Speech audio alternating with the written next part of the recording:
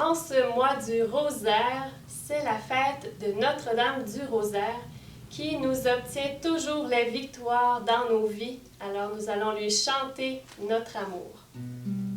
Marie Notre-Dame du Saint-Rosaire, tu nous obtiens la victoire. Ton regard affermit les pas des petits et les renforts de l'esprit. Notre-Dame du Saint-Rosaire.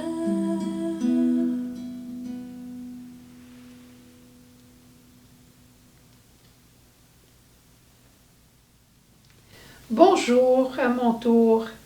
C'est aujourd'hui une autre belle fête au calendrier liturgique, la fête de Notre-Dame du Rosaire. Et comme tu vois sur cette image, on retrouve la Vierge Marie entourée de Saint Dominique et Sainte Catherine de Sienne. J'espère que notre entretien aujourd'hui, tout en étant un entretien plus d'histoire, l'histoire de la victoire de l'épante qui est accordée à la Vierge Marie, que ça va nous réveiller dans notre espérance que la Vierge Marie et le chapelet sont des armes de grand choix pour la victoire.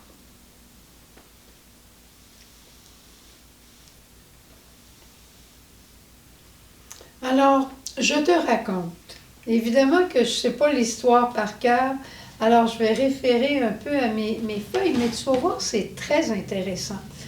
Alors, la victoire, elle se situe le 7 octobre 1571. Et à ce moment-là, durant tout le 16e siècle, les Turcs n'ont pas cessé de menacer la chrétienté d'Occident, principalement par voie maritime, parce que cette victoire-là va être une victoire navale. Et l'islam était très, très menaçant, au point que le pape Pie V, qui était un pape dominicain, un saint pape, inquiet de tout ce que le sultan faisait, il a décidé d'inviter les chrétiens à former une ligue pour aller attaquer. Et les gens d'Italie ont répondu, les Espagnols et quelques-uns d'Italie ont répondu. Et ce qui arrive, c'est qu'ils étaient en infériorité numérique et en infériorité aussi de galère par rapport aux Turcs. Mais ce qui est arrivé pour les Turcs, comment ça se fait qu'ils ont gagné? On dit que chez les Turcs, il y avait 120 000 hommes.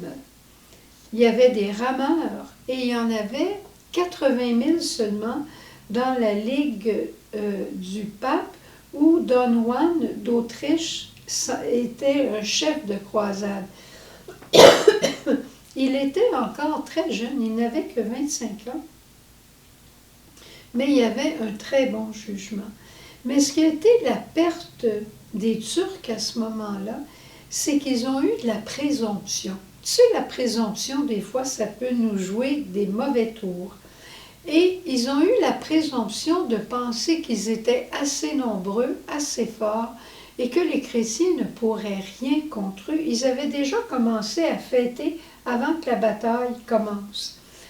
Mais du côté des chrétiens, on avait une autre conviction. Et Don Juan exhorte ces hommes ainsi. Il dit, c'est par la volonté de Dieu que vous êtes venus ici. Ayez donc une seule espérance dans le Dieu des armées. Et l'âme de cette croisade, c'était le pape dominicain, le pape Pie V. Et c'était l'homme du rosaire. On le reconnaissait comme déjà un saint, mais un saint qui priait beaucoup la Vierge Marie. Et regarde bien ce qui est arrivé. C'est qu'un 7 octobre de cette année-là, alors qu'il est en train d'examiner, lui, à Rome, le pape, il est en train d'examiner les comptes avec des prélats, tout d'un coup, il s'arrête, puis il s'en va à la fenêtre de son bureau. Il regarde dehors et on dit qu'il avait un regard de contemplation. Puis il se retourne vers les serviteurs avec qui il était en train de travailler. Il avait les yeux brillants comme dans une extase et il a dit « Ne nous occupons plus d'affaires, mais remercions Dieu, l'armée chrétienne vient de remporter la victoire. » C'est quelque chose parce que lui, il est à plus de 1000 kilomètres d'où il y a eu de l'épante. Et il a eu la confirmation que le 24 octobre, mais dès ce jour-là, intérieurement, le Seigneur lui a montré la victoire et dès ce moment, il a commencé à remercier le Seigneur. Et lui, il ne cacha point qu'il attribuait à l'intercession de la Sainte Vierge Marie le succès de l'épante. Et là, ils ont rajouté dans les litanies de Lorette un vocable qui s'appelle « Secours des chrétiens, priez pour nous ». Puis après, il y a d'autres papes aussi qui ont rajouté des vocables et le nom s'est changé en cours de route. Mais c'est merveilleux de voir que la Vierge Marie vient au secours des petits. Et une autre histoire que j'aimerais te partager, c'est une histoire que j'ai entendue d'un père vietnamien, le père Loy, qui est, à mon avis, un saint qui est décédé, je pense, maintenant.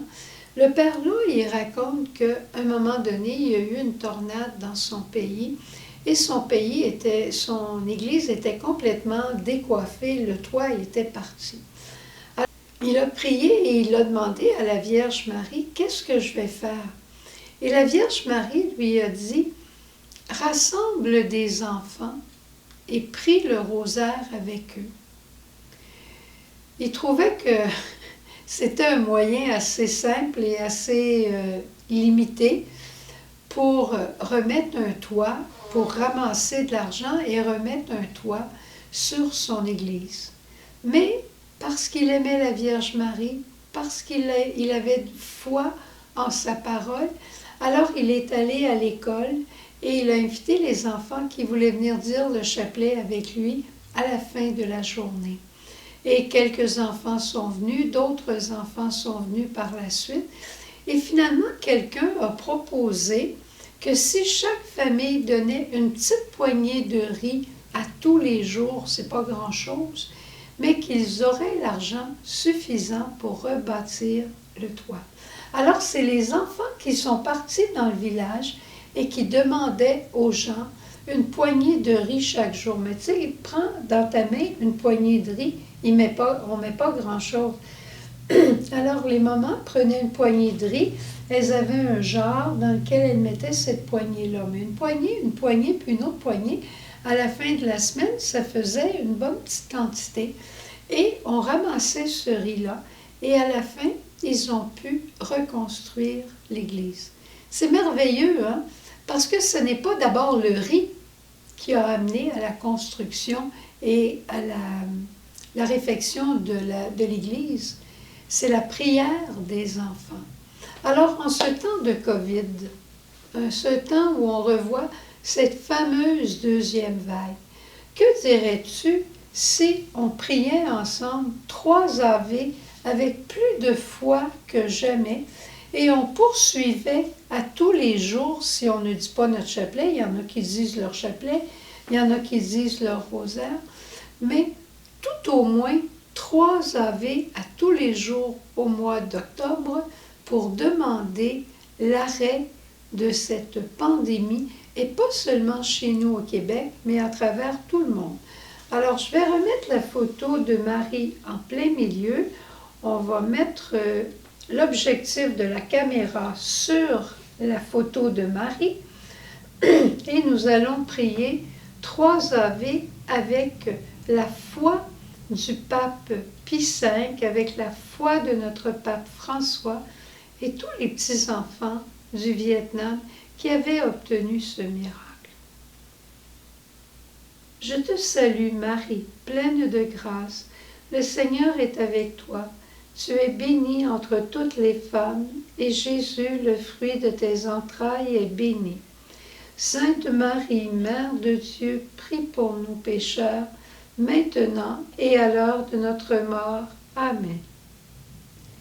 Je te salue Marie, pleine de grâce. Le Seigneur est avec toi.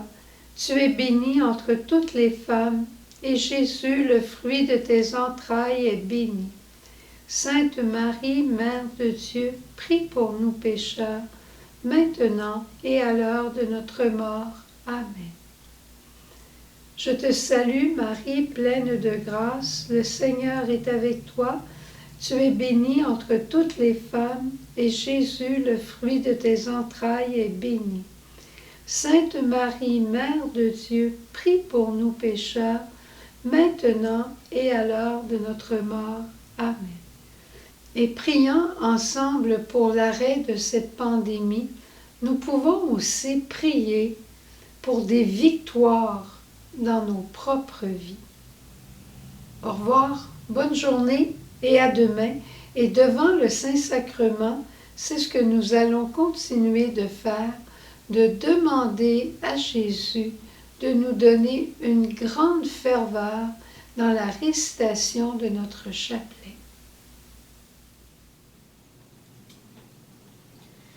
Ô Jésus-Christ, ô pain de vie, je t'adore. Ô Jesus Christ, ô bread of life, I adore you.